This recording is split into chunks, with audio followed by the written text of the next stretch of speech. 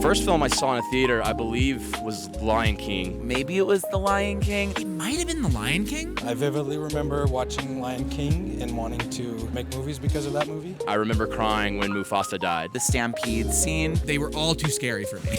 Terrified. Honestly, my first big theatrical experience was Titanic. I think as a production designer, it just blew my mind, the sets and the scale of everything. My dad told me that it was The Dark Crystal. I got too scared and I left about halfway through. I think I must have been 2 or something. The first film that I ever saw in the cinema was actually Help, I'm a Fish. It was an animation with Alan Rickman. One of the first films I remember going to watch was Star Wars Phantom of the Menace, and my mum thought it was a Dennis the Menace film. It obviously wasn't Dennis the Menace, it was quite gory, and then we had to leave, so I didn't get to watch it. I think the first film I remember seeing, Indiana Jones and the Last Crusade, I was like, oh wow, this is like a whole new world. First film I saw in theaters, maybe Fern Gully. I think I fell in love with movies really by going to the movies. I love that everybody is watching the same thing. I always remember being taken to see Oliver Stone's JFK in the theater. I'm not a conspiracy theorist, but it definitely got me thinking.